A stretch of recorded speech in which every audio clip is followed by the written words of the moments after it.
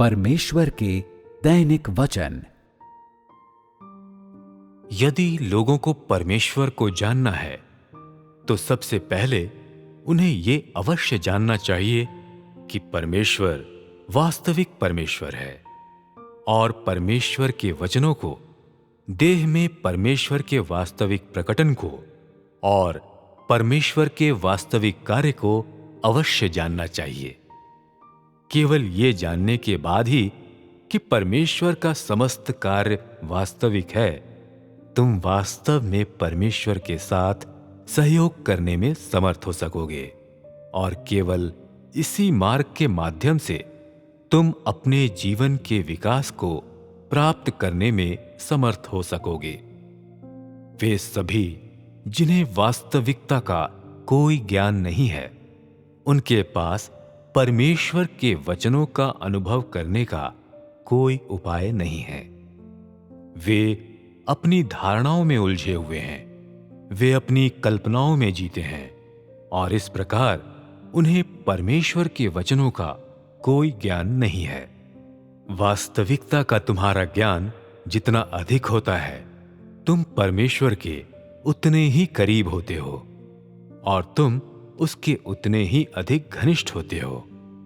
तुम जितना अधिक अज्ञातता और अमूर्तता तथा सिद्धांत की खोज करते हो, तुम परमेश्वर से उतने ही अधिक भटक जाते हो और इस प्रकार तुम उतना ही अधिक ये महसूस करोगे कि परमेश्वर के वचनों का अनुभव करना दुस्साध्य एवं कठिन है और कि तुम प्रवेश के लिए अक्षम हो।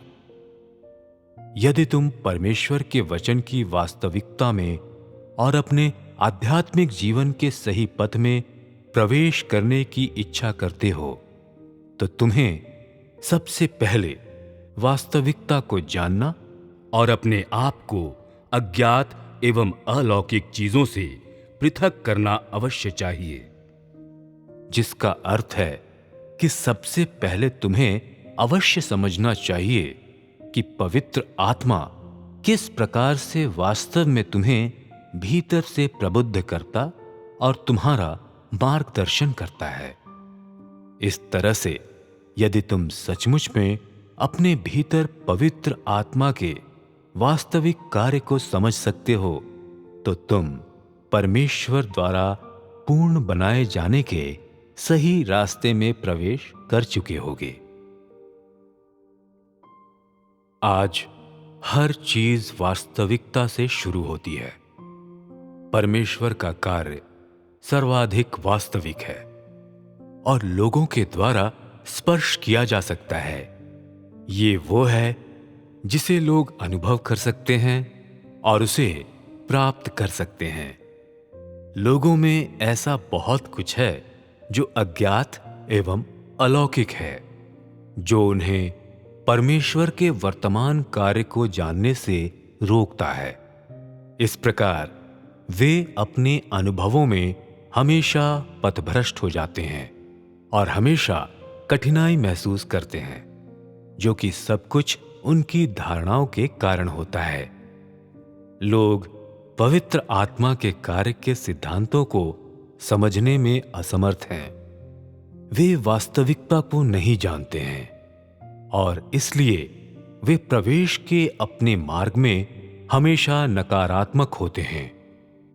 वे दूर से परमेश्वर की मांगों को देखते हैं, उन्हें हासिल करने में असमर्थ होते हैं। वे मात्र ये देखते हैं कि परमेश्वर के वचन वास्तव में अच्छे हैं, किंतु प्रवेश का मार्ग नहीं खोज सकते हैं। पवित्र आत्मा इस सिद्धांत के अनुसार काम करता है।